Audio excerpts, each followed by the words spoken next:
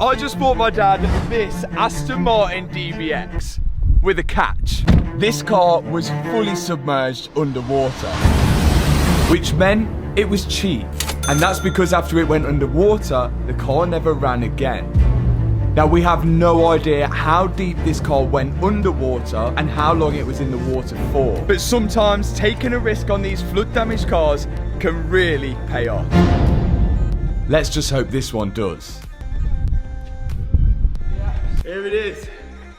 My dad does not have a clue, and this is his actual dream car. This is like hitting the jackpot for my dad.